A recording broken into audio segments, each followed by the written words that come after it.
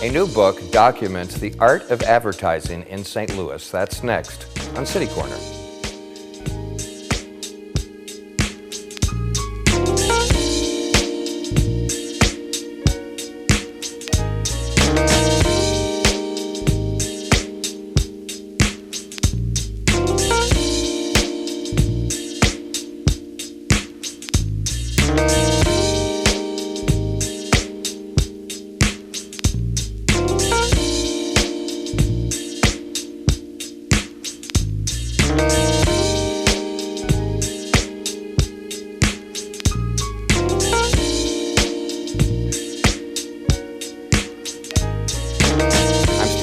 And welcome to City Corner. A new book documents the history and the importance of advertising in shaping the culture of St. Louis. The book is St. Louis Advertising. The author is Frank Absher, and he joins us now. Hi, Frank. Nice to see you. Good to be back. So the art of advertising, Frank, is advertising an art? Depends on whom you ask. The people who create it would call it that. Some people don't like to see ads. They would probably say, no, it's trash. But the essence of what's in the book is not just the art that's on the paper. Sometimes it's the art that went into the strategy that put the ad together. So the idea for this book is going back maybe, I guess, as far as you can, to look at early St. Louis advertising and documenting it through the years? And the best part of the process of putting this book together is I learned so much about St. Louis. It is fascinating. I learned, for example, that at one point in the early 20th century, St. Louis was the largest manufacturer of kitchen stoves in the United States. Thousands of people were employed making stoves. Had no idea about that. Wow. Well, let's start right off and take a look at a couple of the early ads from your book, St. Louis Advertising. And I'm going to let you pronounce this first one because I don't think I can. Anticamnia is a medicine that some might call a stimulant. This was made, and the reason I wanted to put this in right in the beginning, there was an entire medicinal industry located on Laclede Avenue from about 3800 to 4300, just west of St. Louis U. They had laboratories there. They manufactured all these different kinds of medicines. This stuff had a habit-forming drug in it, never was registered with the FDA, but it made you feel good.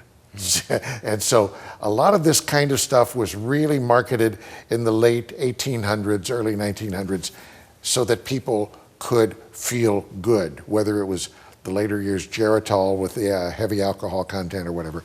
Anticamnia was just one of those things that came and went, but it made you feel good. Sort of like NyQuil? When we're talking about advertising, Frank, back in the early days in particular, newspapers, was that about it? Started out with handbills before we had newspapers. They would hand these out to people on the street and let people know what was going on in the theaters or things of that sort, or what kind of sales might be going on at local grocery stores. The earliest ad I could find was in a St. Louis newspaper on the front page, and that's in here as well. But as you say, newspapers and handbills were about it for a while. Then they came up with the idea of putting signs out, billboards, if you will, not just posters on walls, but large billboards. And that became a major problem. They called it blight, and a commission was actually started to get rid of the blight in the city of St. Louis because of all the signs. Too many billboards is not a good thing. Let's take a look at this ad, Ralston from 1903. Bingo. Well, you know, started out with the company manufacturing feeds for different kinds of animals. This came from a women's magazine, and it marketed the various foods that Ralston made from their grains. You'll notice too the checkerboard sort of colors in the background. Checkerboard became the essence of Ralston's image. They even called the headquarters Checkerboard Square south of downtown, and we've got a picture of the old headquarters in the book too. So this is the way Ralston marketed its products in the early 20th century. Of course, then there was the Checker Dome for years and years, right adjacent to Forest Park. Oh yeah. But up until 1908, everything was grain-based, and that's how, being in the middle of America, it was perfect. Laclede car, Yes. 1891. That's the next image we have from St. Louis Advertising. And that's the kind of car they made. They were located down on the landing This ad ran in 1891 down on, Landing North 1st Street in that area. They manufactured streetcars. These were the horse-drawn models. There was also St. Louis Car Company as a competitor of them, but they had to advertise as well. So they advertised this in trade journals around the country, the products that you could purchase that were made here in St. Louis. Has the focus of advertising has changed a lot, hasn't it, Frank? When I look back at these old ones, it seems like now, maybe I'm generalizing too much, but ads now is always, they try to call you to action. Buy now, do this. It seems like they were more informative back then. Here's our product. They were, because the information channels that we had back in those days were very limited. So everybody knows about Kellogg's because they've seen and heard Kellogg's forever. So now we can focus on the call to action. But back then they had to inform first. And that's what Ralston did with their ad. They showed you all of the products they had and let you know the quality that the products brought forward.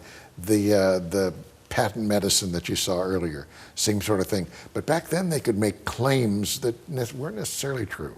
And it seems like, too, that there was a lot more copy in the ads back then, where you could spend 2 or 3 minutes reading an ad, which I don't see too much these days. Exactly.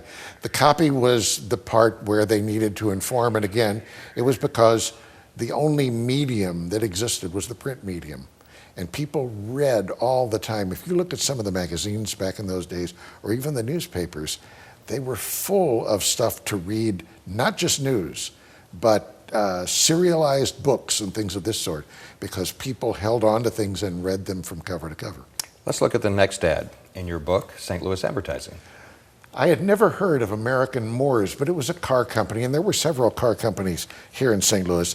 This ad's from 1907, and originally this was a French-designed car, but this company took the French design and bought it out and manufactured cars for several years, including cars for other companies with other nameplates on them.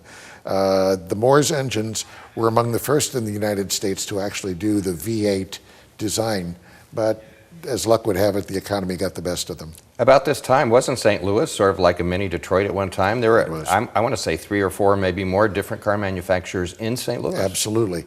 And a lot of them were limited strictly to what I would call local distribution, although something like American Moors would have gone far beyond St. Louis. The next image we have, I think, is another car company, and that's Moon. Now, this was a very big car. First of all, I want to stop for a moment.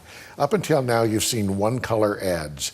This is what they would call a two-color ad. That splash of color is to get your attention because they were becoming more sophisticated. I bet it cost more, too. It did. It cost much more. But if you look at this was created by Gardner Advertising Agency in St. Louis.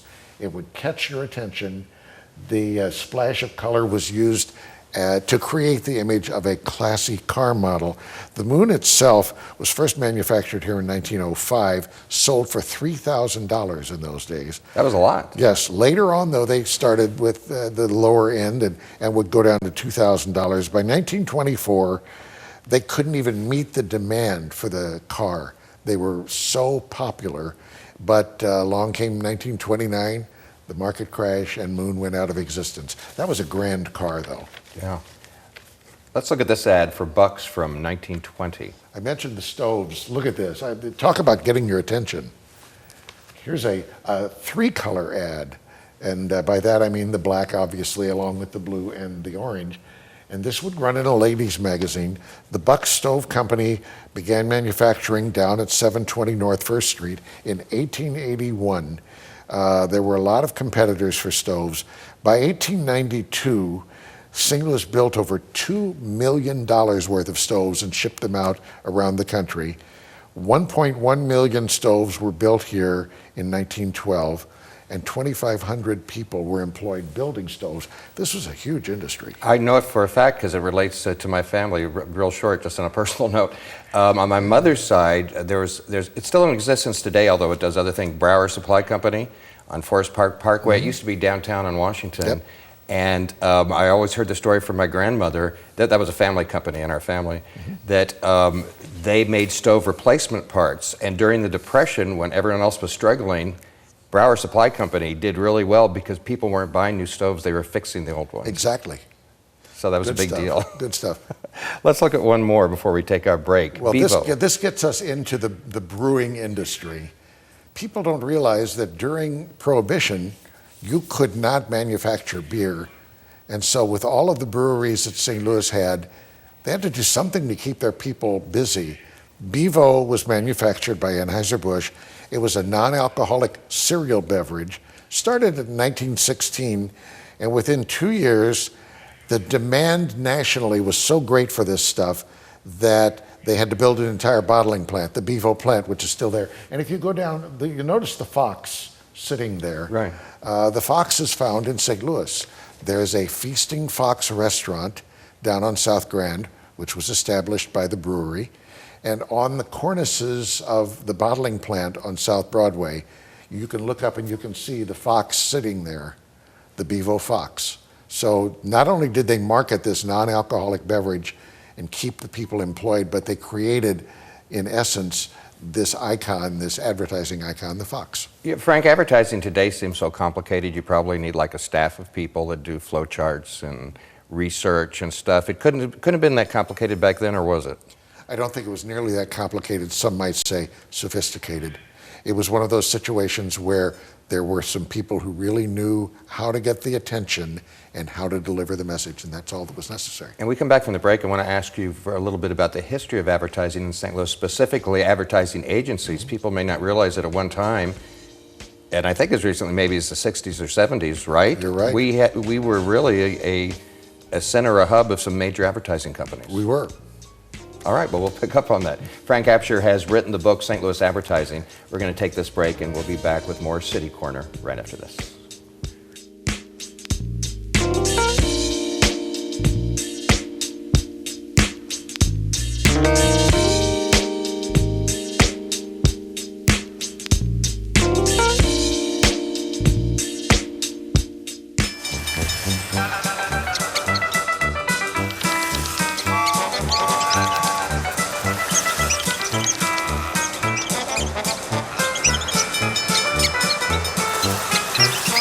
Spend 15 minutes watching online videos like this one. Brushing for 2 minutes now can save your child from severe tooth pain later. 2 minutes twice a day. They have the time.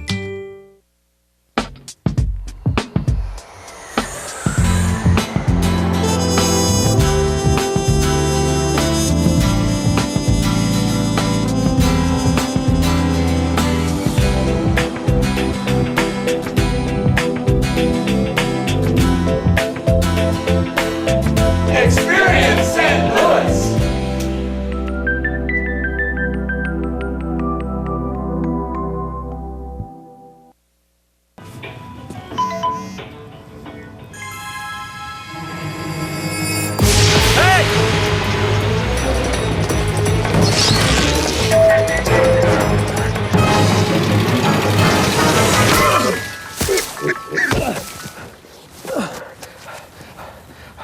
So, same time next week? Well, of course. Put away a few bucks, feel like $1 million. For free tips to help you save, go to Feed the Pig. The odds of this daughter of a clergyman spending 11 weeks at #1 on the U.S. singles charts? 1 in 19 million. The odds of going on to win 6 Grammy Awards? 1 in 1.4 million. The odds of having a child diagnosed with autism? 1 in 110. I'm Toni Braxton, and I encourage you to learn the signs of autism at autismspeaks.org.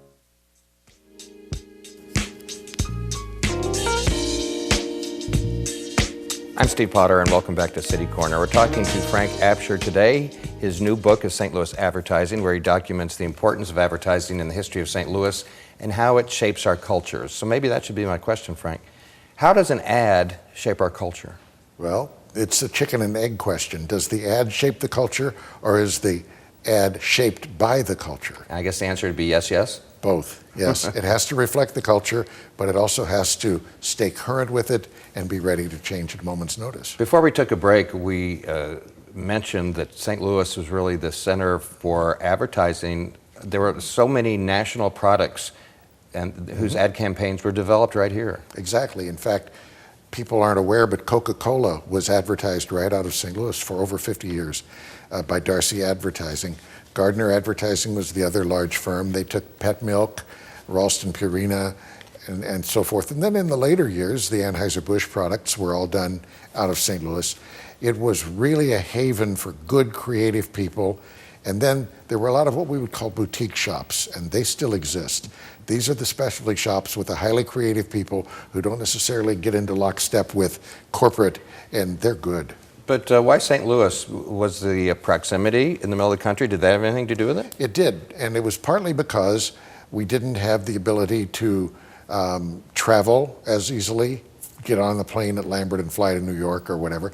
So the products that were headquartered here were much better off being served by agencies that were here.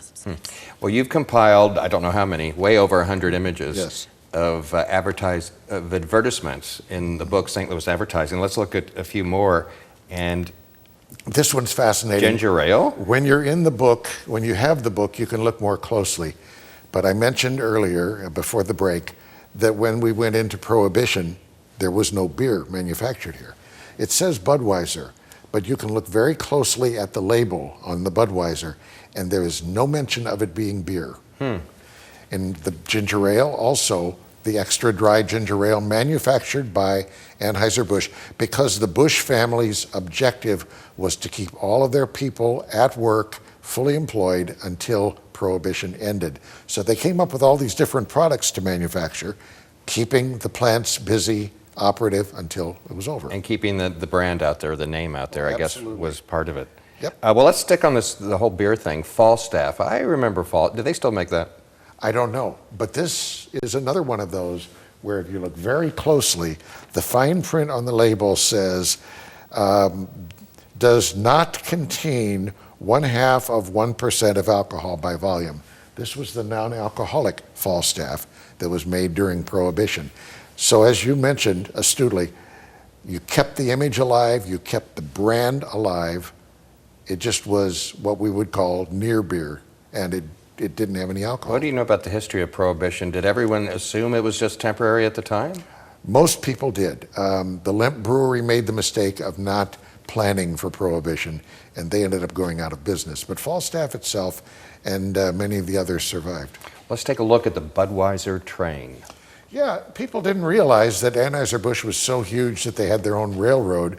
This is not necessarily part of the railroad, but here's a form of advertising because every town had a railroad track going through it, and they would see the refrigerated cars with the Budweiser on the side.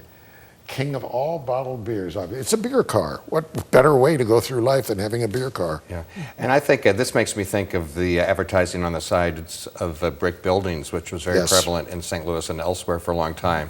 And there's an interesting book. William Stage put it out. William Yes. Stage did a book on, I should be able to remember It's the name ghosts of of the book. advertising signs. Okay, yeah, and he also did the postcard series. Anyway, I find all that building art beautiful, actually. It was, and there was a group of people who were specialists at creating that art on the side of buildings. We just lost Lonnie Tedeton recently. Lonnie was one of the guys who was up there on the side of the building painting those signs.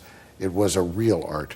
And if you drive around the city, you can see those faded images on a lot of buildings from, Yep. I don't know how long, 60, 70, 80 years ago. But again, it's just like a billboard or anything else. It's something that people will see as they're going by. It creates the repetitive image, which is what advertising's all about. Of course, one disadvantage to that is you could not change it out quickly. I mean, I don't know how much time it would take to paint the side of a building, but that wasn't something you would update very had to often. have a pretty good image that you wanted to keep. Right. Exactly. Let's look at Shell, the Shell ad from This- 1927. This ad is wonderful because, first of all, look at all the color. This thing just jumps off the page at you. But what makes this special, the building in the back, that's the Shell building downtown. Oh, really? That is the Art Deco style that was really popular back in those days, and they simply recreated it in the ad. Shell was handled out of the Roxana refinery, and so they had the Shell building downtown. They did the advertising here. Where did you find all these ads, Frank? Oh gosh, everywhere. everywhere.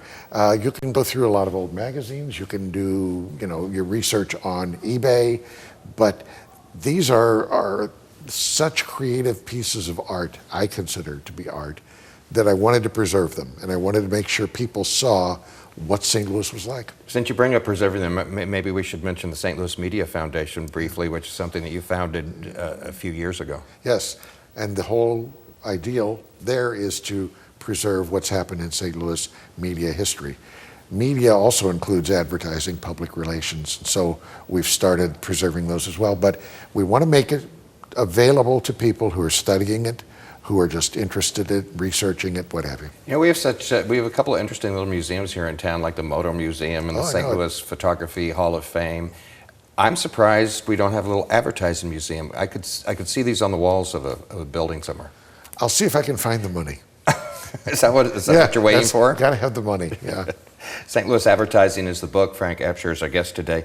Let's look at this. I think this is a beverage from 1939. Yes, and what makes this interesting to me, besides the artwork, which is just phenomenal for that period, Melopaya is a franchise beverage. It wasn't invented here, but they had bottlers in a lot of different cities around the United States, and St. Louis was one of the areas that was blessed with a Melopaya bottler. Obviously, it didn't last all that long because people didn't like papaya soft drinks, but it was still indicative of the way things were.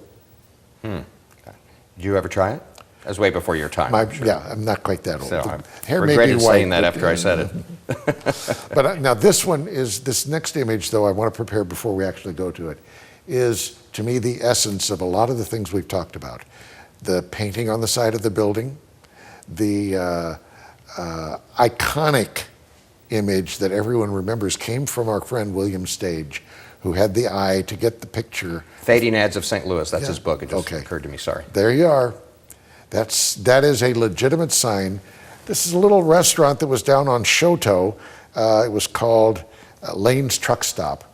It's gone now, but it was just east of Grand Avenue, and it was a perfect place for people to stop in from the St. Louis U Medical Center, the big Peevely Dairy down the street, and so on. So it was a lunch place, but they also sold brains and brain sandwiches, and everybody in St. Louis has seen Williams postcards or Williams picture here.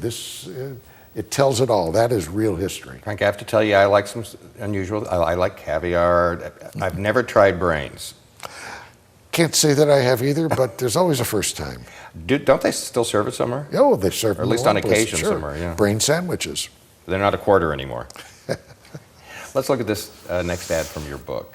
Ah, yes. You know about that. I sure do. Belleville, right? No, but actually it's up in Collinsville. It's Collinsville. Brooks Ketchup bottle. That was a processing plant for Brooks Ketchup.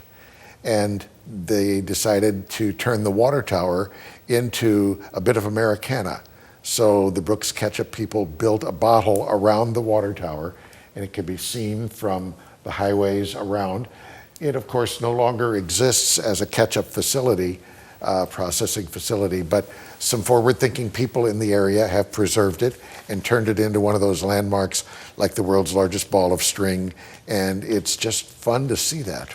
And I think I'm remembering, wasn't in danger of coming down, Yes. and I can't remember the exact story that what was happening. They with it. rallied to save it.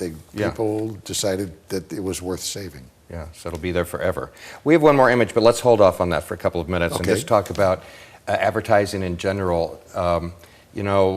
In days gone by, even in my lifetime, we didn't have as many choices in the media as we have today. When I grew up, you watched one of three television networks. 2, 4, and If 5. you were going to watch the news, it was one of the majors. Usually, if there was a big show on at night, 3/4 of the people I knew saw that one show because our options were less. And today, with social media and all the other things, and just the technology, people have so many options for entertainment that the audience is so fragmented. That's got to really affect advertising. If I was wanting to advertise something today, I wouldn't know where to go. Well, you're right, because there is no longer what we would call a mass media audience. Now, it's very fractionalized. So if you're advertising a product, you have to go where your fraction of the customers would be. So I'm not going to advertise my pimple cream on a radio station that plays music for adults. And we saw that even when we were growing up. Dick Clark advertised Beach on Spearmint Gum and Clearasil on American Bandstand because that was a targeted market. We simply now have much smaller targets. And by fractionalizing things, it makes it harder to advertise the product. But you're not wasting your dollars. There used to be a saying that 50% of my ad budget is wasted on people who don't want to buy my product. I just need to know where that which 50% of the budget it is, so I'm not spending that. Now your budget is much more refined. Yeah, I remember a long time ago when I was first in radio, the one thing that they would tell people about advertising, because advertisers always wanted reaction from their ads, like right away, maybe unrealistic. Yeah. And we'd always tell them, it's frequency. Oh, yeah. Have to have the impressions. There's a good one for you. That's the side of the wall ad. That is the bumper sticker. That's the ad when you're pumping gasoline and there's a little screen in front of you, repetitive, over and over and over, brand name, brand name. Quick story. My mother used to say, I never listen to advertising, never listen to advertising. And then out of the clear blue, she would say something about, I've heard there's this good new restaurant. She'd heard the ads on the Jim White program, but she wasn't listening. Right. Let's look at the final image that we have time for today from your book, St. Louis Advertising. And what can I say? Everybody knows Casey. Yep. You see the pig now in St. Louis, that's what you think of. And that's successful advertising, branding, if you will. In that picture, you see rebelliousness against the establishment. I don't care what they think, this is who I am. And that's what Casey was doing. Well, to wrap things up, Frank, say something more just briefly about the St. Louis Media Foundation. I know this is just sort of touches on why you're there and what you do there, but a lot of people are interested in that. This book, like my other two, focuses on St. Louis media history because we know that it was an important part of everyone's life. So I started a foundation so we could raise money to acquire ads like this and other media history so people can study it on their own. And this is your third book for Arcadia Publishing. Exactly. And it may be your final? I think it's my final, yeah. I'm going to go do something else for a while. Yeah, well, we really enjoy you documenting St. Louis history, and people also should go to the website too, particularly if they're interested in the history of radio and television. You identify certain people and organizations and stations. Always upgrading it. You can listen to some people from radio stations. You can see pictures. It's a lot of fun. Frank Absher, it's always a pleasure to talk to you. Thank you for being here to talk about St. Louis advertising. Thanks for seeing me. Appreciate it. You bet. Anytime. I'm Steve Potter. That's it for this edition of City Corner. Thanks for watching, and we'll see you next time. Bye-bye.